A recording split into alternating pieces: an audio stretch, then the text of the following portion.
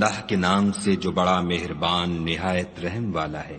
صاد، قسم ہے قرآن کی جو نصیحت دینے والا ہے کہ تم حق پر ہو، مگر جو لوگ کافر ہیں وہ غرور اور مخالفت میں ہیں۔ ہم نے ان سے پہلے بہت سی امتوں کو ہلاک کر دیا تو وہ عذاب کے وقت لگے فریاد کرنے اور وہ رہائی کا وقت نہیں تھا، اور انہوں نے تعجب کیا کہ ان کے پاس انہی میں سے ہدایت کرنے والا آیا، اور کافر کہنے لگے کہ یہ تو جادوگر ہے، جھوٹا، کیا اس نے اتنے معبودوں کی جگہ ایک ہی معبود بنا دیا؟ یہ تو بڑی عجیب بات ہے۔ تو ان میں جو معزز تھے وہ چل کھڑے ہوئے اور بولے کہ چلو اور اپنے معبودوں کی پوجا پر قائم رہو، بے شک یہ ایسی بات ہے جس سے تم پر شرف و فضیلت مقصود ہے، یہ پچھلے مذہب میں ہم نے کبھی سنی ہی نہیں، یہ بالکل بنائی ہوئی بات ہے۔ کیا ہم سب میں سے اسی پر نصیحت کی کتاب اتری ہے؟ نہیں، بلکہ یہ میری نصیحت کی کتاب سے شک میں ہیں، بلکہ انہوں نے ابھی میرے عذاب کا مزہ نہیں چکھا۔ کیا ان کے پاس تمہارے پروردگار کی رحمت کے خزانے ہیں جو غالب اور بہت عطا کرنے والا ہے؟ یا آسمانوں اور زمین اور جو کچھ ان میں ہے ان سب پر انہی کی حکومت ہے، تو چاہیے کہ رسیاں تان کر آسمانوں پر چڑھ جائیں۔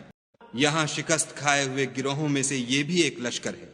ان سے پہلے نوح کی قوم اور عاد اور میخوں والا فرعون اور اس کی قوم کے لوگ بھی جھٹلا چکے ہیں، اور سمود اور لوط کی قوم اور بن کے رہنے والے بھی یہی وہ گروہ ہیں۔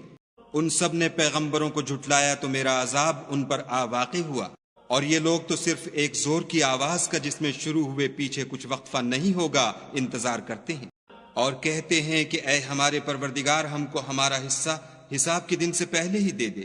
اے پیغمبر صلی اللہ علیہ وآلہ وسلم، یہ جو کچھ کہتے ہیں اس پر صبر کرو، اور ہمارے بندے داؤد کو یاد کرو جو صاحب قوت تھے اور بے شک وہ رجوع کرنے والے تھے۔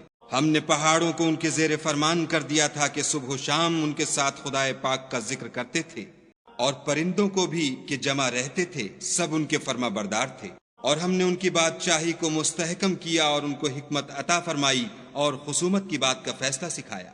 بھلا تمہارے پاس ان جھگڑنے والوں کی بھی خبر آئی ہے جب وہ دیوار پھاند کر اندر داخل ہوئے؟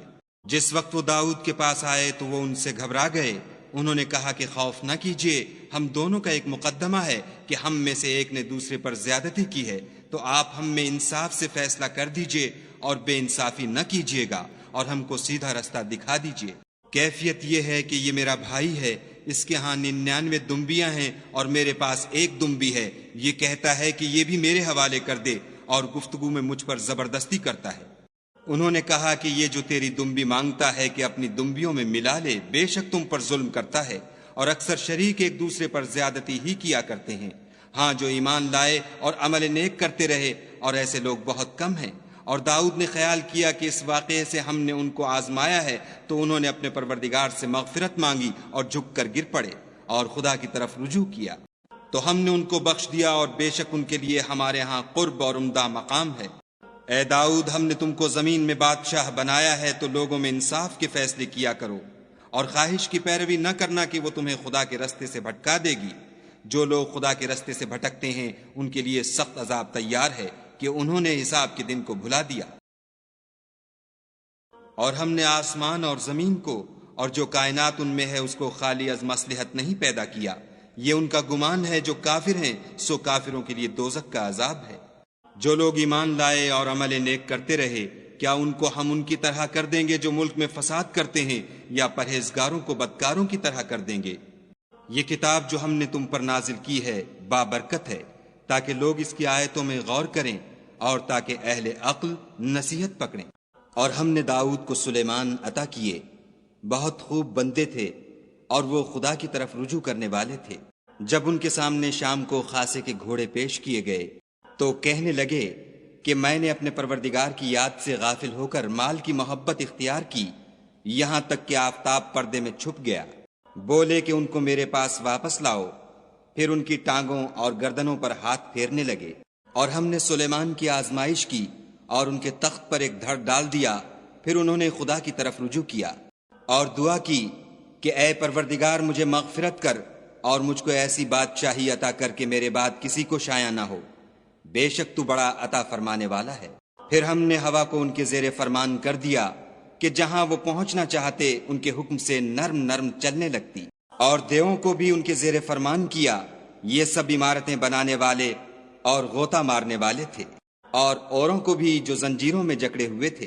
ہم نے کہا یہ ہماری بخشش ہے، چاہو تو احسان کرو یا چاہو تو رکھ چھوڑو، تم سے کچھ حساب نہیں ہے، اور بے شک ان کے لیے ہمارے ہاں قرب اور عمدہ مقام ہے۔ اور ہمارے بندے ایوب کو یاد کرو جب انہوں نے اپنے رب کو پکارا کہ بار الہ، شیطان نے مجھ کو ایذا اور تکلیف دے رکھی ہے۔ ہم نے کہا کہ زمین پر لات مارو، دیکھو یہ چشمہ نکل آیا، نہانے کو ٹھنڈا اور پینے کو شیریں، اور ہم نے ان کو اہل و عیال اور ان کے ساتھ ان کے برابر اور بخشے۔ یہ ہماری طرف سے رحمت اور عقل والوں کے لیے نصیحت تھی۔ اور اپنے ہاتھ میں جھاڑو لو اور اس سے مارو اور قسم نہ توڑو، بے شک ہم نے ان کو ثابت قدم پایا، بہت خوب بندے تھے، بے شک وہ رجوع کرنے والے تھے۔ اور ہمارے بندوں ابراہیم اور اسحاق اور یعقوب کو یاد کرو جو قوت والے اور صاحب نظر تھے۔ ہم نے ان کو ایک صفت خاص آخرت کے گھر کی یاد سے ممتاز کیا تھا، اور وہ ہمارے نزدیک منتخب اور نیک لوگوں میں سے تھے۔ اور اسماعیل اور الیسع اور ذوالکفل کو یاد کرو، وہ سب نیک لوگوں میں سے تھے۔ یہ نصیحت ہے اور پرہیزگاروں کے لیے تو عمدہ مقام ہے۔ ہمیشہ رہنے کے باغ جن کے دروازے ان کے لیے کھلے ہوں گے، ان میں تکیے لگائے بیٹھے ہوں گے، اور کھانے پینے کے لیے بہت سے میوے اور شراب منگاتے رہیں گے، اور ان کے پاس نیچی نگاہ رکھنے والی اور ہم عمر عورتیں ہوں گی۔ یہ وہ چیزیں ہیں جن کا حساب کے دن کے لیے تم سے وعدہ کیا جاتا تھا۔ یہ ہمارا رزق ہے جو کبھی ختم نہیں ہوگا۔ یہ نعمتیں تو فرما برداروں کے لیے ہیں، اور سرکشوں کے لیے برا ٹھکانہ ہے، یعنی دوزخ جس میں وہ داخل ہوں گے، اور وہ بری آرام گاہ ہے۔ یہ کھولتا ہوا گرم پانی اور پیپ ہے، اب اس کے مزے چکھیں، اور اسی طرح کے اور بہت سے عذاب ہوں گے۔ یہ ایک فوج ہے جو تمہارے ساتھ داخل ہوگی، ان کو خوشی نہ ہو، یہ دوزخ میں جانے والے ہیں۔ کہیں گے بلکہ تم ہی کو خوشی نہ ہو، تم ہی تو یہ بلا ہمارے سامنے لائے ہو، سو یہ برا ٹھکانہ ہے۔ وہ کہیں گے اے پروردگار جو اس کو ہمارے سامنے لایا ہے اس کو دوزخ میں دونا عذاب دے۔ اور کہیں گے کیا سبب ہے کہ یہاں ہم ان شخصوں کو نہیں دیکھتے جن کو بروں میں شمار کرتے تھے؟ کیا ہم نے ان سے ٹھٹھا کیا ہے یا ہماری آنکھیں ان کی طرف سے پھر گئی ہیں؟ بے شک یہ اہل دوزخ کا جھگڑنا برحق ہے۔ کہہ دو کہ میں تو صرف ہدایت کرنے والا ہوں، اور خدائے یکتا اور غالب کے سوا کوئی معبود نہیں، جو آسمانوں اور زمین اور جو مخلوق ان میں ہے سب کا مالک ہے، غالب اور بخشنے والا۔